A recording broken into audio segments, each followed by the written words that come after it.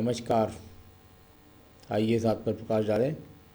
सबसे पहले मैं बात करना चाहूँगा आपकी कनिष्ठ उंगली के बारे में। कनिष्ठ उंगली यहाँ सूर्य के प्रथम पर्व तक पहुँच गई है। ऐसी बेहतरीन कनिष्ठ उंगली का मतलब होता है कि व्यक्ति में ज्ञान की कोई कमी नहीं है। व्यक्ति अपने द्वारा अपने जीवन में ज्ञान के द्वारा ऊंचाइयों को प्राप्त कर लेगा। साथ ही साथ जो बौद्धिक क्षमता है वो अच्छी होती है, याददाश्त अच्छी होती है, भाषा शैली अच्छी होती है, भाषा शैली से दूसरों को आकर्षित करते हैं। ऐसी सुंदर आपके पास में ये आपकी उंगली यहाँ पर है। अब बात कर लूँगा इसके बाद में मैं आपकी यहाँ पर सीधा सीधा सूर्य की उंगली की। सूर्य की उंगली और सूर्य की उंगली पर यहाँ ये थोड़ा सा कट मौजूद है। जब इस प्रकार का कट मौजूद होता है तो ये व्यवहारिक पर्व होता है। तो थोड़ा सा अपने व्यवहार में ऊंचाइयों के प्रति ज़्यादा आकर्षित ना हो। जो है कुल मिलाकर के ऊंचाई तो आपको प्राप्त हो ही जाएंगी। ये उंगली अपने आप में काफ़ी अच्छी लंबाई के साथ में यहाँ मौजूद है। तो विचारों में ज़्यादा परिवर्तन लाने की ज़रूरत नहीं है। कितनी बार ऐसा देखा जाता है कि जब ये व्यवहारिक पर कट का चिन्ह मिलता है तो सरकारी नौकरियों में भी परेशानी का विषय माना जाता है। तो चलिए, अपने आप में यहाँ आत्मा से आप सुंदर हैं। कुल मिलाकर के परिवार से बहुत प्रेम करते हैं, परिवार को साथ लेकर के चलते हैं, बहन भाइयों को साथ लेकर के चलने वाली ये अच्छी उंगली है। अब बात करूँगा यहाँ पर मैं आपकी शनि की उंगली की। शनि की उंगली पर यहाँ इस प्रकार की रेखाओं का आना और साथ ही साथ ये धन का पर्व भी है, तो ये धन की उंगली के रूप में मानी जाती है। शनि की ढैया, शनि की साढ़े साथी में धन की समस्याओं का सामना, या वर्तमान में अगर मैं कहूँ तो इस तरह के जब कट मौजूद होते हैं तो वो भी कुछ धन की स्थितियों में थोड़ा सा खर्च का बढ़ावा दिखलाने वाली स्थितियों को दर्शाया जाता है। अब बात करूँगा यहाँ आपके बृहस्पति पर्व की। बृहस्पति का पर्व और बृहस्पति के पर्व पर, ये सेकंड पर्व पर यहाँ पर जब ये दो कट मौजूद होते हैं तो व्यक्ति का बृहस्पति मत कमज़ोर होता है। यानी कुल मिलाकर के यहाँ आपको मैं कहूँगा कि आपने यदि पुखराज पहन लिया है तो ये बहुत ही अच्छी बात है, क्योंकि इसका यहाँ पर पुखराज रत्न बनने से ये आपकी जो बृहस्पति की वीकनेस है ये आपकी इस पुखराज से पूर्ण हो जाएगी। साथ ही साथ यहाँ यश प्राप्ति के योग ठीक प्रकार से मौजूद है। अब बात करूँगा मैं यहाँ पर आपके बुध पर्वत की। बुध पर्वत और बुध पर्वत पर यदि मैं यहाँ देखता हूँ तो कोई भी रेखा खड़ी हुई नहीं मिल रही है।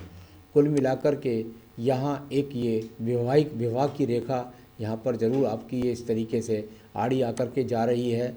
और जब ये यश को छूने की कोशिश करती है इस प्रकार की रेखा, यानी आपके जीवन के अंदर ये छोटी छोटी रेखाएं तो हैं, तो ये इतना आसान नहीं है जीवन में व्यक्ति को अपने टारगेट को पाना। यानी कुल मिलाकर आप भ्रमित ना हो। इस प्रकार को जब रेखा बनती है तो व्यक्ति अपने टारगेट से भ्रमित हो सकता है। इस बात को दर्शाने वाली यहाँ रेखा है, तो इनसे आपको संभल कर रहना है, आपको भ्रमित नहीं होना है। और जहाँ तक सवाल है इस विवाहिक रेखा का सामने जुड़ करके जाने का, तो इसके बारे में बाद में बताने वाला हूँ। अब बात करता हूँ मैं आपके सूर्य के पर्व की। सूर्य के पर्व पर कहीं से कहीं तक भी अगर मैं देखता हूँ तो वहाँ वो चिन्ह मौजूद नहीं है जो राज्य सरकार से संबंधित नौकरियों से लाभ को दिखलाते हैं। यानी सूर्य पर्वत से बुध पर्वत को रेखाएं दिख रही हैं, सूर्य पर्वत से ये शनि पर्व को भी रेखा दिख रही हैं। आपके जीवन में आप यश के साथ नाम कमाएंगे, धन कमाएंगे, इस प्रकार की रेखाएं, लेकिन सरकार से संबंधित कार्यों में लाभ नहीं कमाएंगे। इस प्रकार की रेखा भी यहाँ मौजूद है। तो आपका एक सवाल मैं का जवाब दे देता हूँ, क्या मैं सिविल सर्विस में जाना चाहिए? बिल्कुल 1% भी नहीं कहूँगा कि सिविल सर्विस के बारे में आप सोचें भी, क्योंकि यहाँ लगातार इशारा दे रही हैं उंगलियाँ भी। और यहाँ अपने आपके विचारों पर आप नियंत्रण रखें, वरना आपको अपने टारगेट से भी परेशानी का सामना करना पड़ सकता है। तो कुल मिलाकर के कहीं से कहीं तक कोई सिविल सर्विस के अंदर जाने का योग आपके हाथ के अंदर मौजूद नहीं है। आइए बात कर लेता हूँ मैं आपके पास यहाँ पर आपकी भाग्य रेखा के बारे में, यहाँ आपके शनि पर्वत के बारे में। और शनि पर्वत यहाँ जाकर के अभी बहुत ज़्यादा टिफिकल स्थितियों में है। यहाँ आपकी उम्र बहुत कम है, 23 साल की, आप 23वें वर्ष में आप चल रहे हैं, तो इनके बारे में ज़्यादा बोलना ठीक नहीं। जब इस प्रकार की स्थितियाँ हाथ के अंदर होती हैं तो ये अपने आप में आर्थिक स्थिति के स्वरूप में बाधाओं को दिखलाने वाली स्थितियां हैं। तो अभी बहुत ज़्यादा धन के लिए मैं नहीं बोल सकता कि आपके जीवन के अंत का समय इतना धन होगा। तो अभी कुल मिलाकर ऐसा बोलना ठीक नहीं है।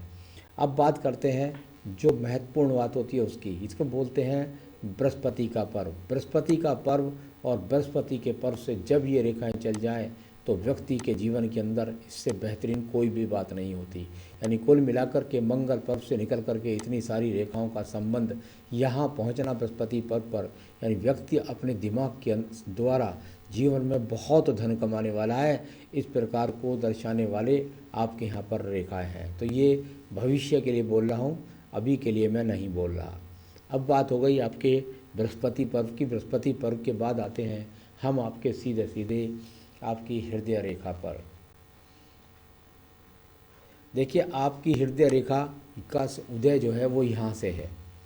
ये आपकी हृदय रेखा है, ये वाली ऊपर वाली, ये आपकी हृदय रेखा है।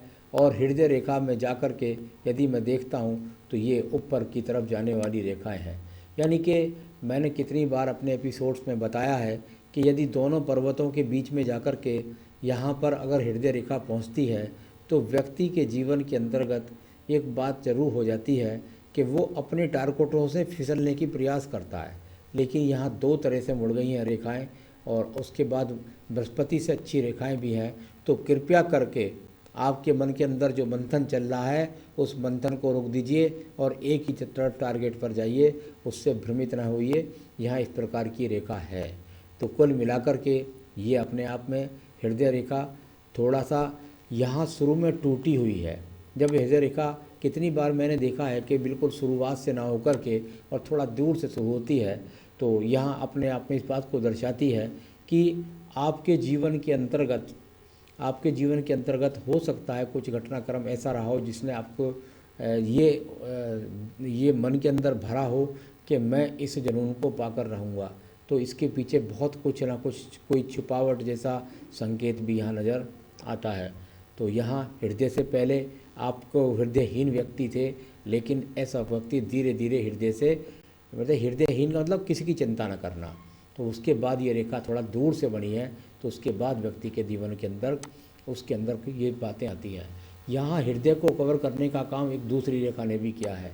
इस रेखा ने यहाँ पर ये पत्नी रेखा न जा करके इसने हृदय रूपी रेखा का जो बीच की कमी थी इसको पूरा किया है।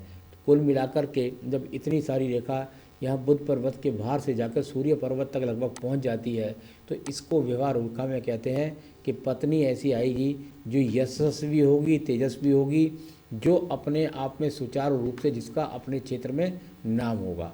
तो इस प्रकार का संकेत को भी दर्शाने वाली आपकी विवाह रेखा है। इसके साथ एक सवाल और भी का जवाब भी देता चलता हूँ साथ के साथ।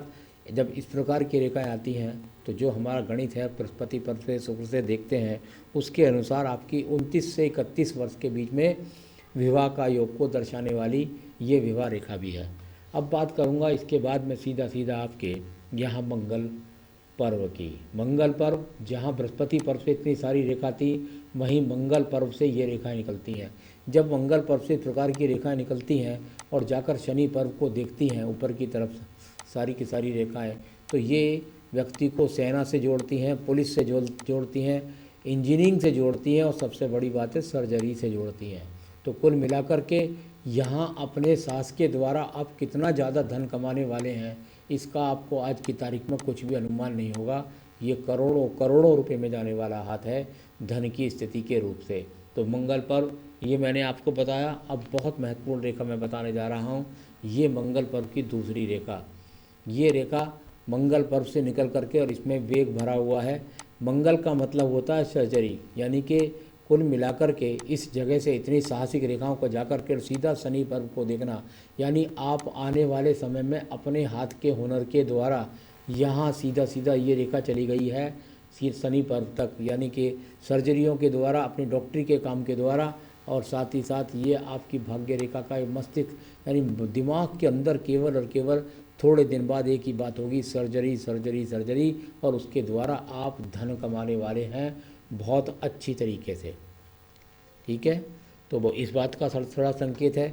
पत्नी के साथ भी जहाँ इसका थोड़ा संपर्क देखा जाए तो पत्नी के साथ भी आपकी सेटिंग अच्छी नहीं रहने वाली है। अब इसमें आप अपने काम में व्यस्त रहिए, ऐसा कह सकते हैं, और वो अपने काम में व्यस्त रहे, इस तरह से जीवन व्यापन चल जाता है। या कभी व्यक्ति बहुत बहुत दूर भी रहते हैं पति पत्नी, ऐसा भी देखने में आता है।